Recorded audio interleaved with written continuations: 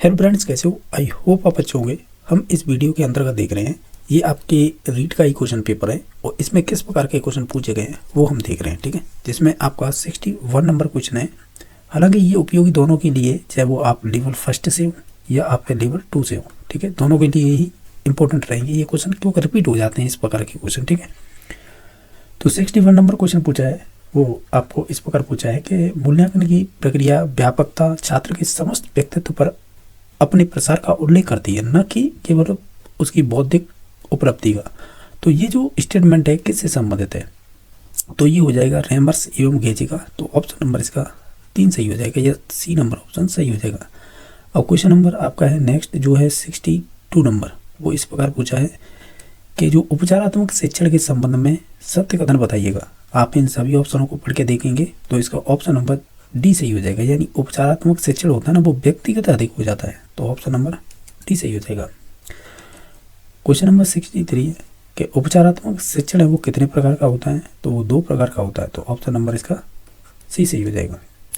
आपको नेक्स्ट एक गद्यांश दिया जा रहा है, जिसमें आपको 64 से लेकर 68 तक इसी गद्यांश से संबंधित आपको शब्द देकर क्वेश्चन पूछे जाएंगे। तो देख लीजिएगा, जिसमें से 64 नंबर क्वेश्चन पूछा है वो इस प्रकार है कि सुख शांति शब्द में कौन सा समास होगा?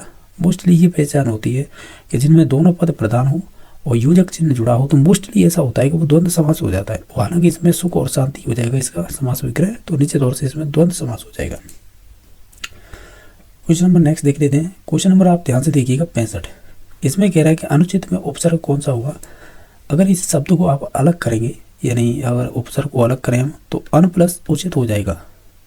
ठीक है, तो हम ये कहेंगे इसमें अनुपसर्ग है, तो ऑप्शन नंबर सी सही हो जाएगा, क्योंकि ये ऊ है ना, इस न में मिल जाएगा, फिर उस प्रकार शब्द बन जाता है अनुचित।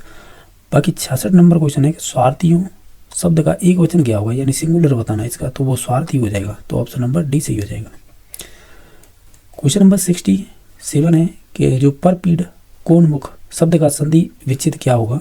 हालांकि इसमें संधि नहीं पूछी है, क्योंकि इसमें गुण संधि है, इसमें गुण संधि हो जाएगी। ठीक है, यानी हम ये कहेंगे ऊ का ओ हो जाएगा। तो देखिएगा, जो परपीड़ा ये होगा नहीं, ये भी नहीं होगा, इसमें बड़ा ऊ है तो ये भी नहीं होगा, ये वाला हो जाएगा परपीड़क प्लस उन्मुख, ऊ का ओ हो जाएगा, इस प्रकार बनेगा कोणमुख। ठीक है, ये वाला शब्द। ठीक है, तो ऑप्शन नंबर 3 सही हो जाएगा। क्वेश्चन नंबर 68 है, खल शब्द का अर्थ क्या होता है? ओवरऑल देखें तो हम ये कहते हैं खल माने एक तरह से दुष्ट होगा, ऑप्शन नंबर बी सही हो जाएगा। एक आपको ये पद्यांश दे रखा है और इस पद्यांश के आधार पर आपको 69 से लेकर 73 तक क्वेश्चन इसी आपके पद्यांश से संबंधित पूछे जाएंगे। एक बार पद्यांश ध्यान से देख लीजिएगा, क्योंकि इसी के आधार पर आपके नेक्स्ट क्वेश्चन होने वाले हैं। अगर देखें तो 69 में ये पूछा है क्वेश्चन बना के इस पद्यांश से कि जो दुर्योधन का यानी दुर्योधन क्या असाध्य कार्य करना चाह रहा था, तो वो असाध्य कार्य कौन था ये पूछा है, तो इसमें हो जाएगा हरि को बांधे कार। ठीक है, तो ऑप्शन नंबर सी सही हो जाएगा। क्वेश्चन नंबर नेक्स्ट है, हालांकि इस पद्यांश से संबंधित 4 से 5 क्वेश्चन बनते हैं। नेक्स्ट है 70 नंबर क्वेश्चन, मनुष्य पर नाश के छाने का क्या प्रभाव पड़ता है? तो हम ये कहेंगे ओवरऑल, अगर आपने पद्यांश पढ़ा होगा तो उसमें ऐसे से निकल गया है, मनुष्य का जो विवेक होता है वो मर जाता है, तो ऑप्शन नंबर डी सही हो जाएगा।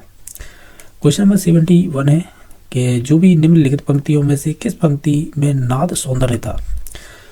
जैसे भाव सौंदर्य होता है उसी प्रकार नाद सौंदर्य किस पंक्ति से संबंधित था, यानी इसमें पूछा है। तो ये है ना डग, यानी डगमग डगमग दिग्गज डोले, तो ऑप्शन नंबर इसका बी सही हो जाएगा। यानी अब ये बताइए, जो पद्यांश पढ़ा था उसकी भाषा कैसी थी?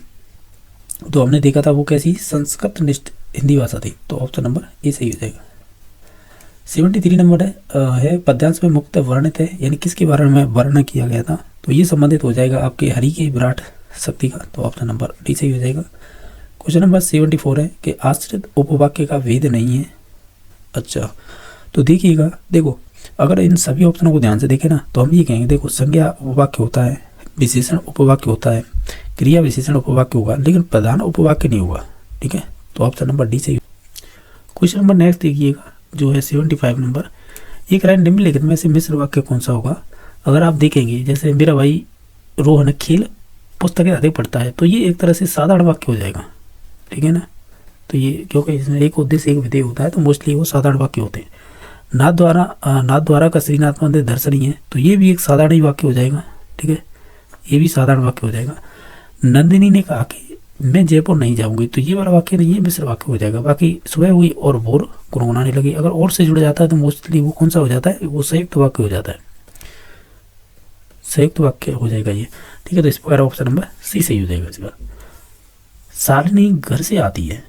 ठीक है, जब भी आप किसी चीज़ से अलग होते हैं ना, तो वहाँ पे अपादान कारक होता है। ये घर को नहीं जा रही है, घर से आती है, यानी अलग हो रही है घर से, तो निश्चित तौर से वहाँ पे अपादान कारक हो जाएगा, तो ऑप्शन नंबर बी सही हो जाएगा।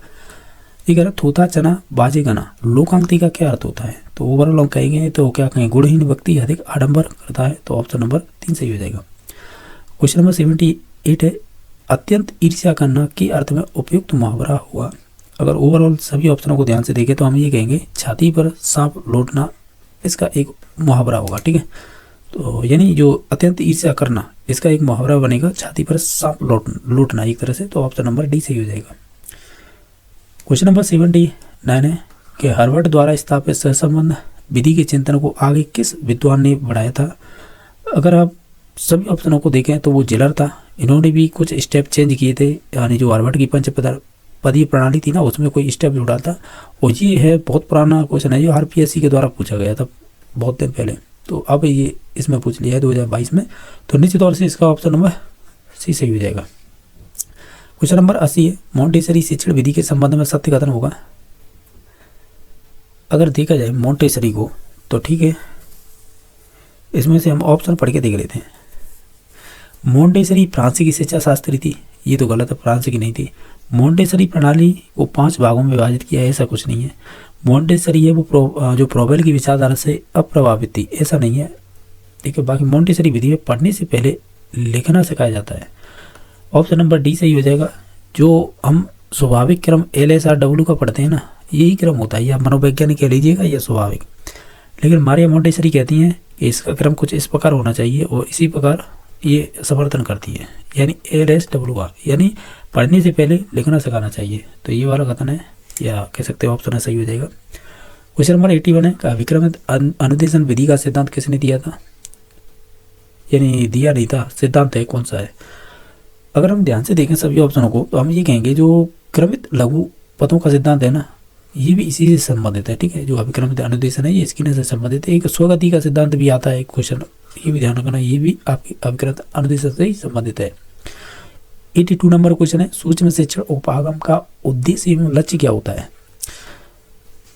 अगर हम सभी ऑप्शनों को ध्यान से देखें तो हम ये कहेंगे कि जो शिक्षक है ना, और जो भी प्रशिक्षणार्थियों के व्यवहार में परिवर्तन करना, यही हो जाएगा प्रथम, यानी उद्देश्य और लक्ष्य इसका पूछा था, तो हम कहेंगे जो शिक्षक है वो प्रशिक्षणार्थियों के व्यवहार में परिवर्तन करना, तो ये वाला ऑप्शन सही हो जाएगा। बाकी ये तो होगा नहीं, ये सही हो सकता था विद्यार्थी के व्यवहार में परिवर्तन करना, लेकिन बेस्ट ऑप्शन तो यही रहेगा, क्योंकि इसमें उद्देश्य और लक्ष्य दोनों पूछे हैं। क्वेश्चन नंबर 83 है कि इनमें से भाषा शिक्षण के मूल उद्देश्यों में भाषाई दक्षता प्राप्त करने का आधार होती है।